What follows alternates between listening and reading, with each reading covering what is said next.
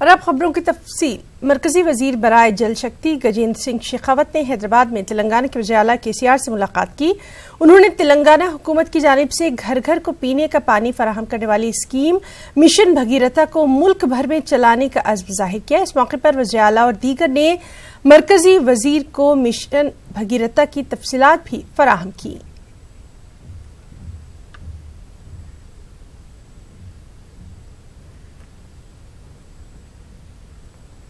और अब बात RTC स्ट्राइक की। तेलंगाना में RTC मुलाजमीन की हड़ताल जारी है। RTC हड़ताल पर आज हाई कोर्ट में समाअत भी हुई। हड़ताल को गैर कानूनी करार देने पर बहस भी हुई। मुलाजमीन की तनख्वाहें अदा करने के मामले पर समाअत टल गई है।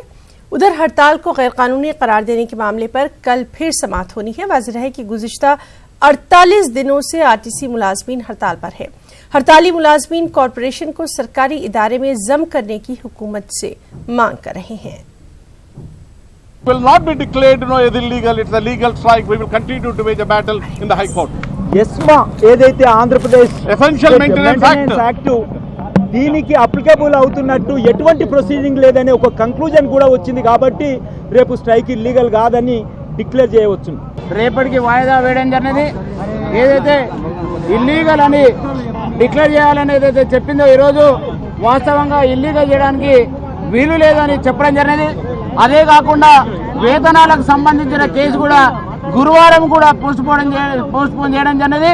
ఈ రోజు 5100 బస్సు ఏదైతే ప్రైవేట్ కి ఇస్తామన్నారో దాని మీద వచ్చినటువంటి విచారణ స్టే ఇచ్చింది కాబట్టి మళ్ళీ విచారణ వచ్చేంత వరకు ఎట్టి పరిస్థితుల్లో ప్రైవేట్ బస్సులను ప్రైవేట్ చేయొద్దు, ప్రైవేట్ రూట్లకు ఇవ్వద్దు అనేది మరి ఈ రోజు క్లియర్ గా చెప్పడం జరిగింది. సమ్మెను ఇల్లీగల్ గా డిక్లేర్ చేయమన్నప్పుడు కోర్టు స్పష్టంగా అడగడం జరిగింది. ఏ ప్రొవిజన్స్ ప్రకారం RTC కార్మికులు చేస్తున్న సమ్మె ఎస్మా కిందికి వస్తుందో చెప్పాలని చెప్పినప్పుడు పిటిషనర్ పూర్తిగా ఫెయిల్ కావడం జరిగింది. ఎక్కడ కూడా గవర్నమెంట్ ఒక ఇనిషియేషన్ తీసుకోవాలి, ఒక ప్రొసీజర్ స్టార్ట్ చేయాలి, ఎస్మా కింద సర్వీసులను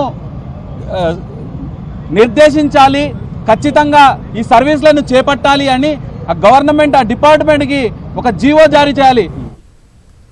और इस सब के बीच तेलंगाना भर में RTC मुलाजमीन ने आज रियासती वुज़रा अरकान असेंबली के घरों का घेराव किया। वरंगल जिले के नरसमपेट में RTC मुलाजमीन ने MLA कैंप ऑफिस का भी घेराव किया। इस दौरान पुलिस और एहतजाजियों के दरमियान धक्कमपेल देखी गई। एहतजाजी RTC मुलाजमीन ने नरसमपेट बस डिपो से रैली की शक्ल में MLA कैंप ऑफिस तक मार्च किया। एहतजाजी मुलाजमीन ने कैंप ऑफिस में दाखिल होने की कोशिश की, जिस पर पुलिस ने उन्हें रोक दिया। हालात कशीदा सूरत हाल इख्तियार कर जाने पर पुलिस ने एहतजाजियों को गिरफ्तार करते हुए पुलिस स्टेशन मुंतकिल किया। एहतजाजी मुलाजमीन ने सड़क पर बैठकर अपना धरना दिया और वज़ीर आला KCR के खिलाफ नारेबाजी की।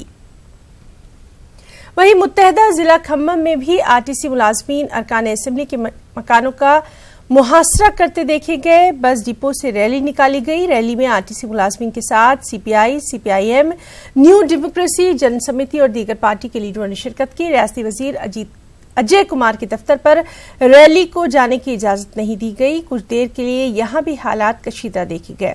पुलिस ने एहतजाजियों को हिरासत में लेकर दूसरे मुकाम पर मुंतकिल किया। वहीं RTC मुलाजमीन ने कामारेड्डी में तेलंगाना हुकूमत के विप गंपा गोवर्धन के मकान का घेराव किया। पुलिस ने सिक्योरिटी के यहां पुख्ता बंदोबस्त किए थे। एहतजाजियों ने गवर्नमेंट विप के घर पर धरना दिया, हुकूमत के खिलाफ नारेबाजी की। मुलाजमीन ने हुकूमत से अपने मुतालबात को पूरा करने की मांग की। वाज़ेह है कि RTC मुलाजमीन की हड़ताल का 48वां दिन है। वहीं RTC JAC ने हुकूमत पर दबाव बनाने के लिए मुस्तकबिल का लाया अमल भी तैयार किया है। एम्प्लॉयज यूनियन दफ्तर में मुनक्किदा ऑल पार्टी इजलास के दौरान लाया अमल को तरतीब दिया गया।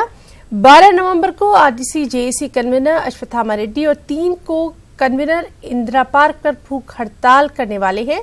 14 और 15 नवंबर को खुदकुशी करने वाले मुलाजमीन की तस्वीरी नुमाइश जारी की जाएगी। इसके बाद दिल्ली इंसानी हुकूक और खवातीन के हुकूक कमीशन में हुकूमत के खिलाफ शिकायत दर्ज करवाई जाएगी। 18 नवंबर को सड़क बंद प्रोग्राम का इनेकाद किया जाएगा। నేను మరి నాతో పాటు కో-కన్వీనర్లు ముగ్గురు నిరవధిక నిరాహార దీక్ష కూర్చోవడానికి పోలీస్ వారికి అప్లై చేసి పర్మిషన్ తీసుకొని నిరవధిక నిరాహార దీక్ష కూర్చోవడం నిర్ణయం జరిగింది. ఇక్కడ జరిగిన దాడులను ఫోటో ఎగ్జిబిషన్ కూడా పెట్టాలని నిర్ణయించడం జరిగింది. దీనికి సంబంధించి ఎవరైతే అమరులైన వాళ్ళ కుటుంబాలు మరి దాడిలో పాల్పడ్డ కుటుంబాలు అందరూ కలిసి ఢిల్లీకి వెళ్ళి అక్కడ మానవ హక్కుల కమిషన్ మరి మహిళా కమిషన్ కూడా కలవడానికి నిర్ణయం జరిగింది. 18 తారీఖు నాడు మరి సడక్ బంద్ కార్యక్రమం తీసుకున్నాము. రాష్ట్రం మొత్తము దిగ్బంధించే విధంగా ప్రజలు సబ్బండ వర్ణాలు మరి రోడ్లపైకి వచ్చి సడక్ బంద్ కార్యక్రమాన్ని దిగ్విజయం చేసే విధంగా పాల్గొనాలని చెప్తూ तेलंगाना कांग्रेस माइनॉरिटी सेल की जानिब से रियासत भर में स्कूलों की फीस पर कंट्रोल करने के लिए दस्तखत मुहिम का आगाज किया गया है. Congress leader Mohammad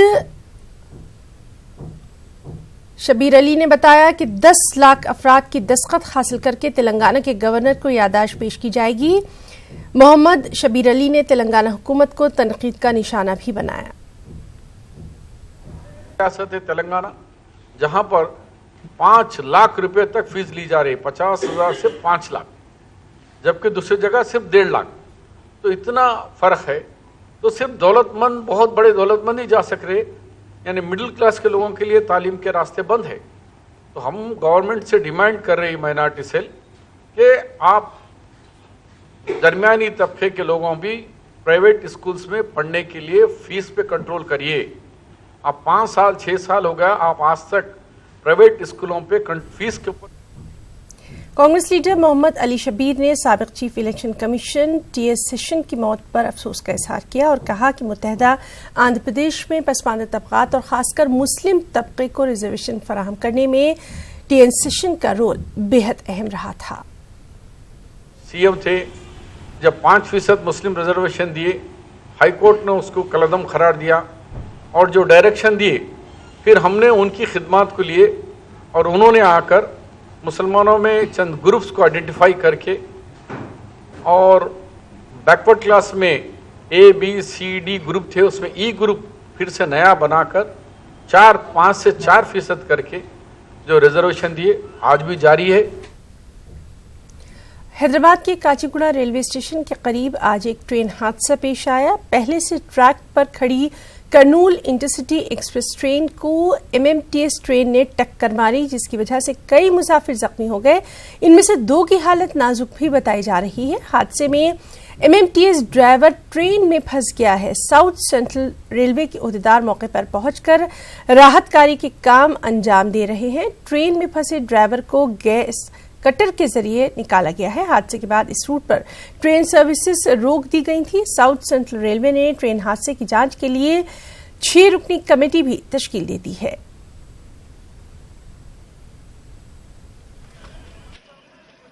Kurnool intercity express में बैठा, फलकनुमा रेलवे स्टेशन से बैठ के यहाँ पर आ रहे थे. डेली इसको काचीगुड़ा रेलवे स्टेशन से पहले ही सिग्नल मिलता, कहीं भी सिग्नल नहीं मिलता.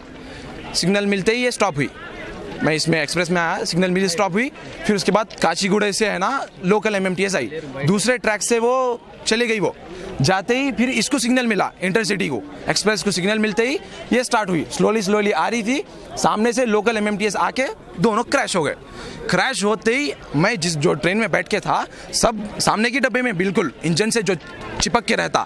फिर मैं सब लोग क्रैश होते ही ऐसा उछल गए. सब सीट पे सब लोग बैठ के थे, पैसेंजर्स, पब्लिक, लेडीज, जेंट्स, सब जने ऐसा उछल गए.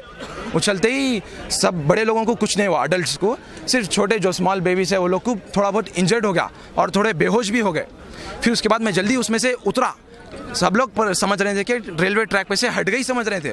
फिर मैं उतर के जल्दी इस तरफ आया. अंदर देखा तो पूरा ट्रेन का पूरा इंजन जो सामने का हिस्सा रहता अंदर आ गया, पूरा दब गया. फिर मैं जाके, चंद्रशेखर है वो लोको पायलट का नाम, मैं डेली उनसे मिलता हूँ, मेरी दोस्ती है उनसे. मैं जाके उनको टच कराता हूँ, उन्होंने ठीक थे. बैक साइड का दिख रहा था, सिर्फ बैक साइड का दिख रहा था उनका. टच करा तो फिर हाथ निकाल के उन्होंने सिग्नल दिए, मैं ठीक हूँ बोल के. एक्सप्रेस में आके लोको पायलट से बात करा, सर क्या हुआ, ऐसा क्यों हुआ, क्रैश क्यों हो गई बोल के पूछा. तो उन्होंने क्या बोले, ये सिग्नल मिला मुझे, मिलते ही मैं गाड़ी स्टार्ट करा.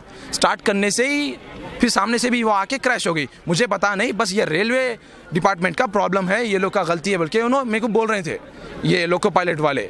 Shifted to the Usmania hospital. They are under treatment. Yeah, any serious person? One person is said to be critical in the hospital. He is also driver? No, he's not a driver. He's a passenger. All of them are passengers. There's only one pilot here. That's all. So what exactly reason because of this accident was happening? See, the railway people are maintaining that it's a failure of the signal system. Automatic signal system has been failed. And the only fortunate thing in this aspect is that both the trains were in a very low speed. One was approaching, one was leaving. So they are expected to just pick up the speed. So at that time this collision happened. It was a head-on collision. Absolutely, it's a head-on collision. Kamareddy में double bedroom मकानात की इफ्ताही programme की तकरीब मुनक़िद की गई। इस programme में Telangana assembly के speaker Pocharam Srinivas, Reasi वज़रा प्रशांत रेड्डी, सत्यवती राठौड़, अरकान असेंबली ने शिरकत की। उन्होंने तेलंगाना हुकूमत के फलाही प्रोग्रामों की निशानदही की और वज़ीर आला केसीआर की भी सताइश की। ग्रेटर हैदराबाद म्यूनिसिपल कॉरपोरेशन के दफ्तर पर माजूर अफराद ने एहतजाज किया। उन्होंने GHMC हुदूद में तामीर किए गए डबल बेडरूम मकानात में 5% रिजर्वेशन माजूरों को भी देने की मांग की।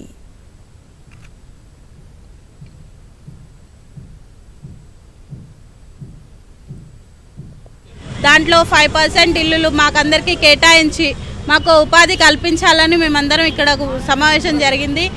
ఇంకో విషయం ఏంటంటే పెన్షన్స్ పెంచిండన్న సంబరమే కానీ 2 నెలలు వేసిండు, మిగతా అప్పటి నుంచి ఇప్పటి వరకు లేదు।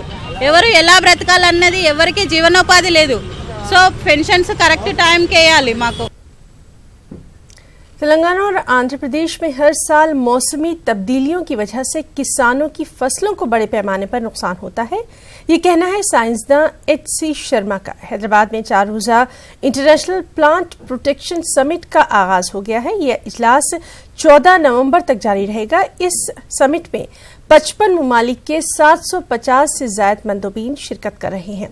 समिट के दौरान प्लांट प्रोटेक्शन पर साइंसदानों ने मुफीद मशवरे भी पेश किए। समिट के दौरान माहिरीन ने कहा कि आए दिन मौसम की तब्दीली के अलावा हशरात की वजह से भी फसलों को बड़े पैमाने पर नुकसान होता है। इजलास के दौरान फूड सिक्योरिटी, माहौलियात के तहफ़्फ़ुज़ और मौसमी तब्दीली पर भी तबादला ख्याल किया जा रहा है।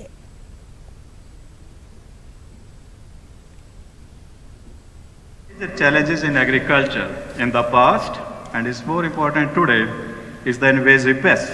We all know what water hyacinth, but I am an entomologist, so I know that there are a large number of insects that have entered our environs or in India from other parts of the world. So something like fall armyworm, the papaya mealybug, or the coconut mite, or the woolly apple aphid, because I must mention Himachal Pradesh, that's a serious pest introduced from US to Himachal on apple.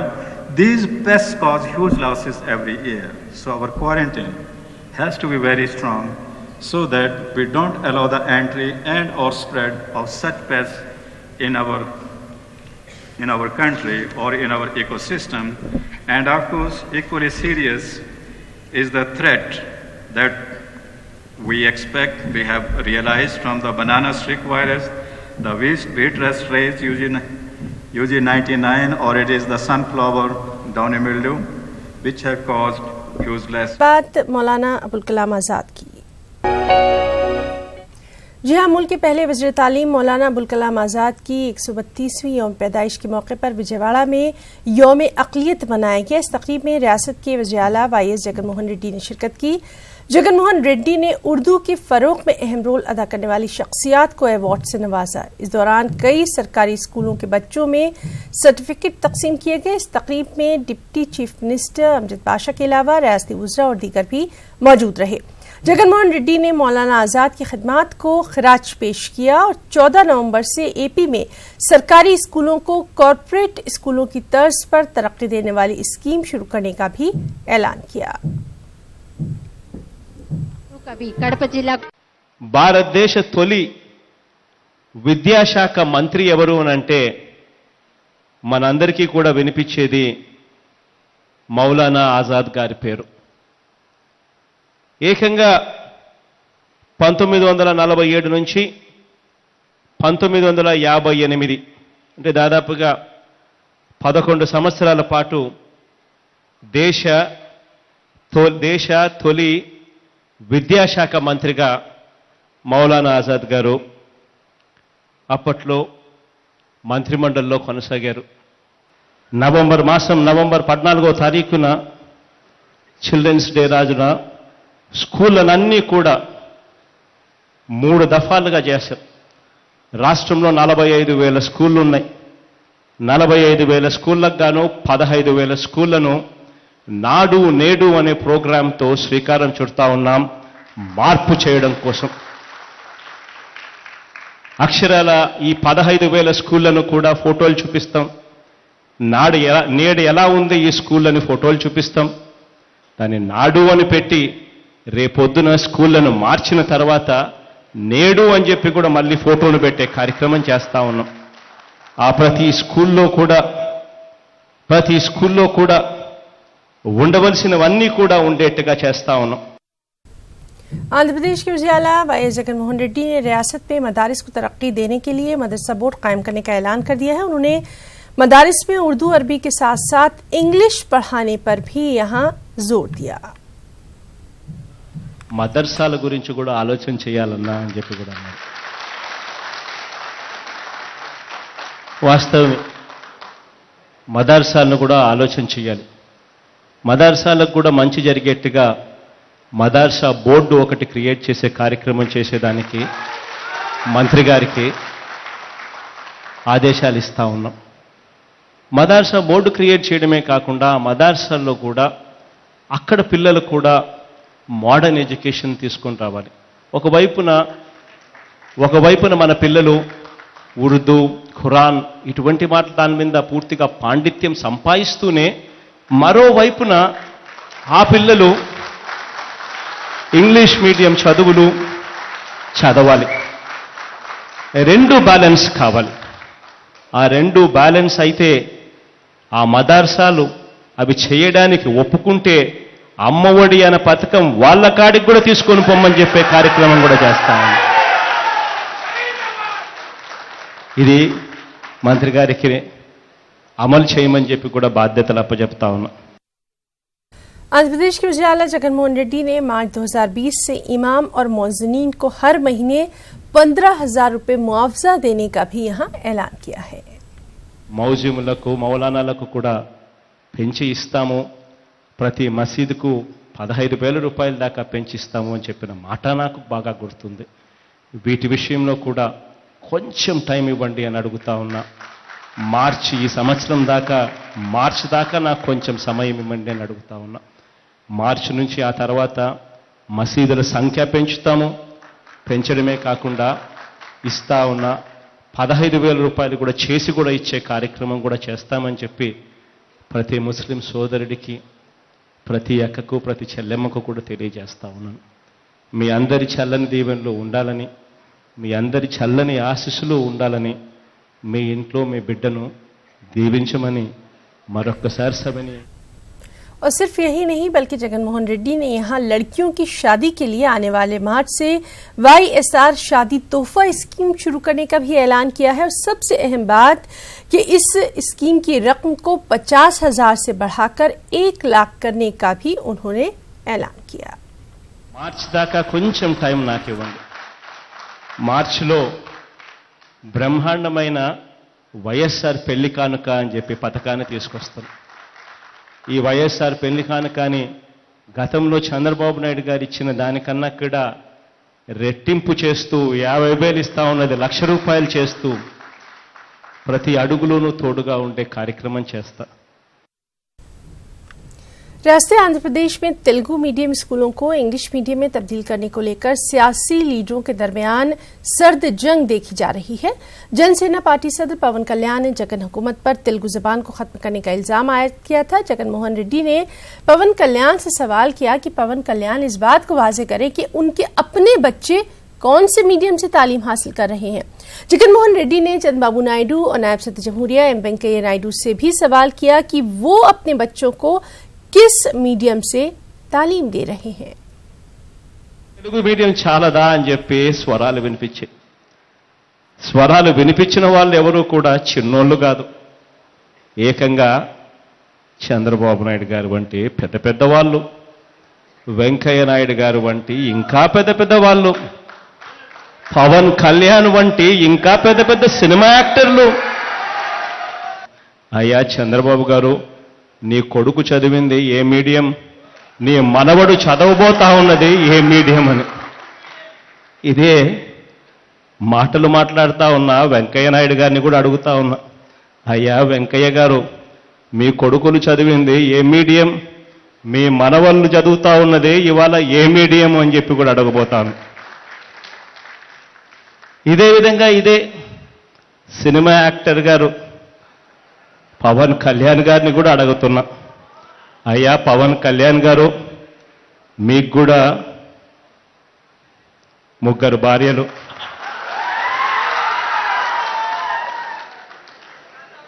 బహుశా 4-5 మంది పిల్లలు, వాళ్ళందరూ ఏ మీడియంలో చదివిపిస్తా ఉన్నారు అని అడుగుతా ఉన్నాను ఆయనను కూడా.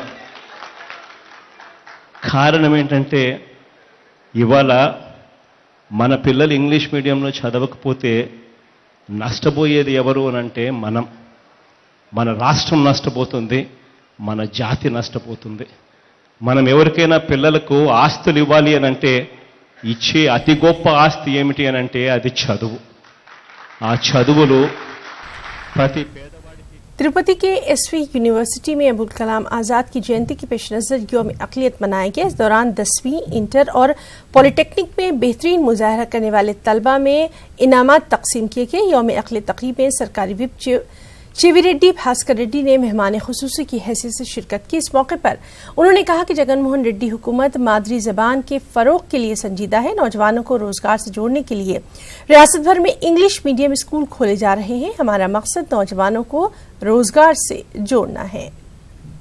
आंध्र प्रदेश के वज़ीर ख़जाना बी राजेंद्र नाथ ने दिल्ली में मरकज़ी वज़ीर ख़जाना से मुलाकात की और कहा कि वो मरकज़ी वज़ीर से रियासत को मरकज़ की जानिब से आने वाले फंड्स को जारी करने, पोलावरम प्रोजेक्ट की तामीर में ताउन करने, एपी को खुसूसी दर्जा देने और एपी तंजीम नौ कानून पर अमल आवरी की अपील की है। उन्होंने कहा कि मरकज़ी वज़ीर ख़जाना से रियासत के कर्ज की अदायगी और दीगर मसाइल पर भी बात की गई। రాష్ట్రం పునర్వ్యవస్థీకరణ జరిగిన తర్వాత ఎన్నో విషయాలు ఇంకా పూర్తి చేయవలసినవి ఉన్నాయి. అవన్నీ కూడా మరి చర్చించడం జరిగింది. రెవెన్యూ డెఫిసిట్ గ్రాంటు, తర్వాత పోలవరం ప్రాజెక్టు, తర్వాత వెనుకబడిన ప్రాంతాల్లో మన బ్యాక్వర్డ్ ఏరియా డెవలప్మెంట్ గురించి, ఆ తర్వాత ప్రత్యేక హోదా గురించి, తర్వాత వివిధ అంశాల్లో గత 5 సంవత్సరాలుగా రాష్ట్రము మరింత వెనుకబడి, గత 5 సంవత్సరాల పాలనలో అప్పు పెరిగిపోయి అప్పు తిరిగి కట్టే సమయము 2021 నుంచి. आंध्र प्रदेश के गवर्नर बीबी हरिचंदन ने क्रॉप हॉलिडे किताब का रस्म इजरा किया। उन्होंने एपी हुकूमत की जानिब से चलाए जा रहे फलाई प्रोग्राम्स की सताइश की। उन्होंने किसानों की आमदनी को दुगनी करने पर भी यहाँ जोर दिया। Government of Andhra Pradesh, and I hope it will give some support to the farmers, not all sorts of the support. For years together, farmers are crying for having remunerative price. We are giving them minimum support price for different crops. But demand is that it must be remunerative price. Whether it is remunerative price or not, that is a matter the farmers know and all of you know. And therefore, all attempts should be made to develop the farmers, because they are the producers, they are the tillers of the soil, and they have right in every inch of the land. खबरों में फिलहाल इतना ही। आदाब।